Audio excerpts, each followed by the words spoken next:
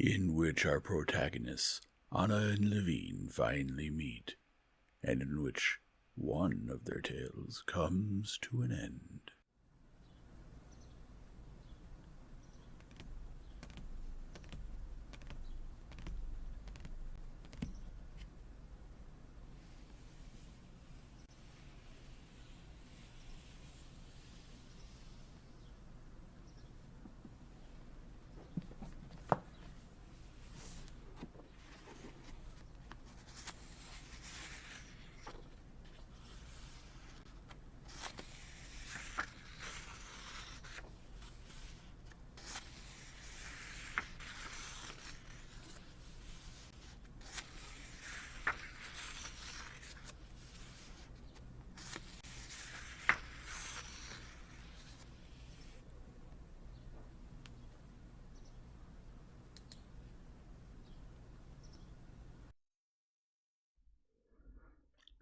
Chapter 31.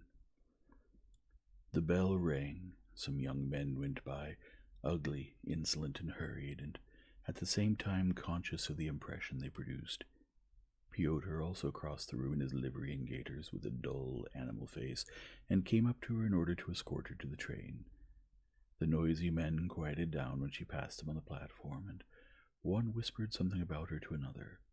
Something nasty, to be sure. She mounted the high step and sat by herself in a compartment, on a soiled, once white spring seat. Her bag bounced on the springs and lay still. Outside the window, Pyotr, with a foolish smile, raised his gold-braided cap in a sign of farewell. An insolent conductor slammed the door and latched it. An ugly lady with a bustle. Anna mentally undressed the woman and was horrified at her hideousness, and a little girl, laughing unnaturally, ran by under the window. Katerina Andreevna has it. She has everything, ma tante, cried the girl. The little girl, even if she is ugly and affected, Anna thought.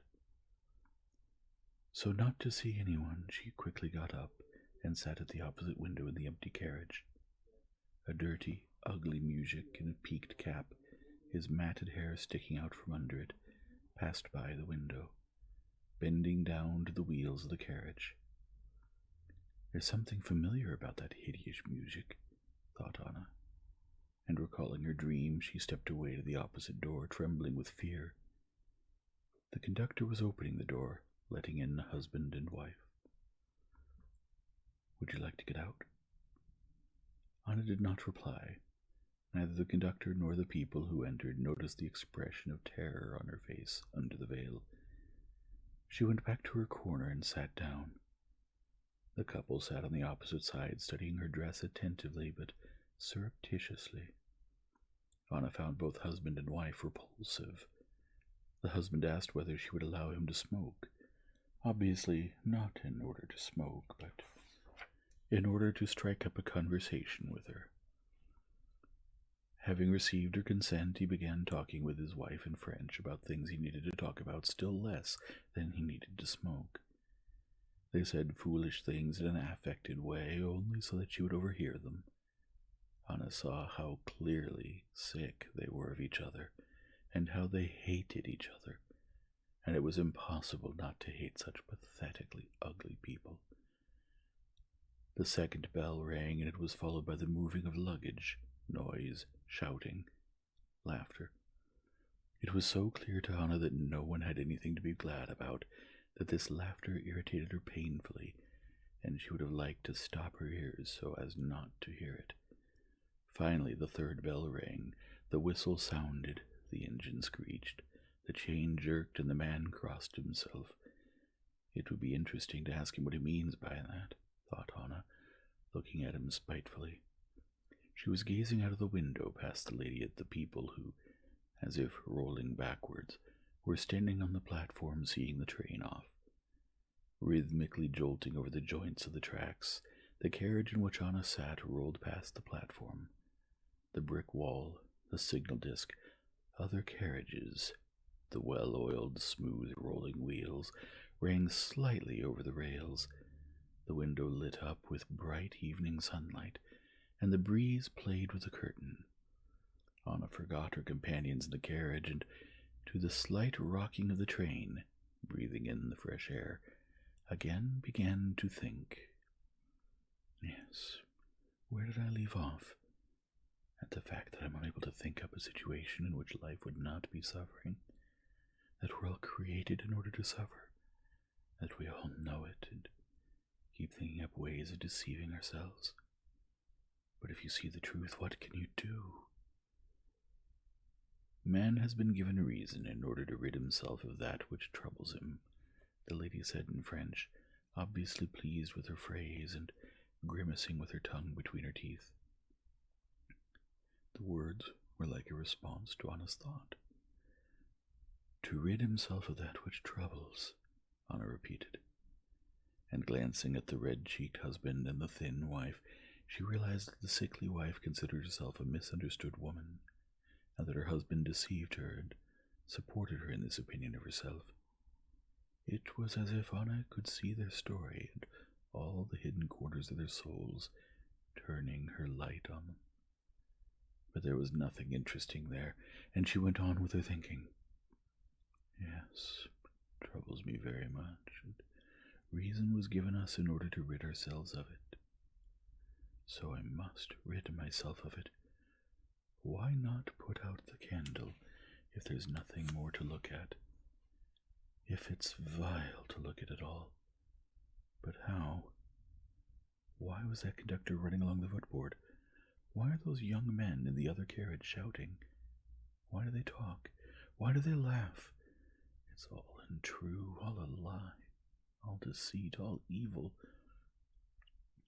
When the train arrived at the station, Anna got off in a crowd of other passengers and, shunning them like lepers, stopped on the platform, trying to remember why she had come there and what she had intended to do. Everything that had seemed possible to her earlier was now very hard for her to grasp, especially in the noisy crowd of all these hideous people who would not leave her alone.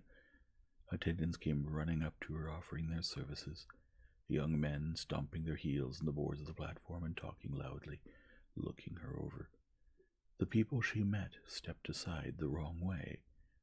Remembering that she wanted to go further if there was no answer, she stopped an attendant and asked whether there was a coachman there, with a note for Count Vronsky. Count Vronsky? There was someone here from him just now, meeting Princess Sorokin and her daughter. What is the coachman like?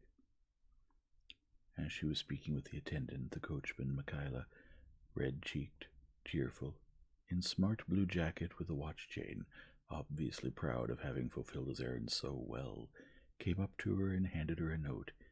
She opened it, and her heart sank even before she read it. I'm very sorry the note did not find me. I'll be back at 10, Vronsky wrote in a careless hand. So, I expected that, she said to herself with a spiteful smile. Very well, you may go home, she said softly, addressing Mikhaila. She spoke softly because the quick beating of her own heart interfered with her breathing.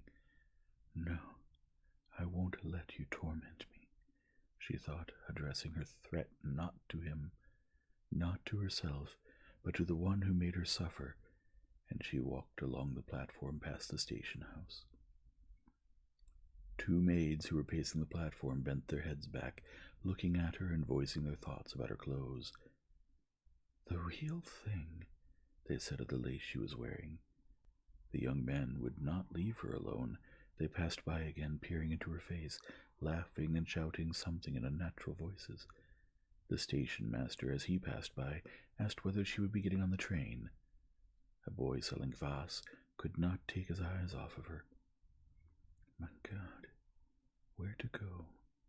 She thought, walking further and further down the platform. At the end of it, she stopped. Some ladies and children who were laughing and talking loudly as they met a gentleman in spectacles fell silent and looked her over as she went past them. She quickened her pace and walked away from them to the edge of the platform. A goods train was coming. The platform shook, and it seemed to her that she was on the train again. And suddenly, remembering the man who was run over the day she first met Vronsky, she realized what she must do. With a quick, light step, she went down the stairs that led from the water pump to the rails and stopped close to the passing train. She looked at the bottoms of the carriages, at the bolts and chains and big cast-iron wheels of the first carriage slowly rolling by, and tried to estimate by eye the midpoint between the front and back wheels and the moment when the middle would be in front of her. "There," she said to herself, staring into the shadow of the carriage at the sand mixed with coal poured between the sleepers. "There, right in the middle, and I'll punish him and be rid of everybody, and of myself." She wanted to fall into the first carriage, the midpoint of which had drawn even with her, but the red bag, which she started tucking off her arm, delayed her, and it was too late. The midpoint went by. She had to wait for the next carriage. A feeling seized her, similar to what she experienced when preparing to go into the water for a swim, and she crossed herself. The habitual gesture of making the sign of the cross called up in her soul a whole series of memories from childhood and girlhood. And suddenly the darkness that covered everything for her broke, and life rose up before her momentarily with all its bright past joys. Yet she did not take her eyes from the wheels of the approaching second carriage. And just at the moment when the midpoint between the two wheels came even with her, she threw the red bag aside and, drawing her head down between her shoulders, fell on her hands under the carriage, and with a light movement, as if preparing to get up again at once, sank to her knees. And in that same instant she was horrified at what she was doing. Where am I? What am I doing? Why? She wanted to rise to throw herself back, but something huge and implacable pushed at her head and dragged over her. "Lord, forgive me for everything," she said, feeling the impossibility of any struggle. A little music, muttering to himself, was working over some iron, and the candle by the light of which he had been reading that book, filled with anxieties, deceptions, grief, and evil, flared up brighter than ever, lit up for her all that had once been in darkness, sputtered, grew dim, and went out forever.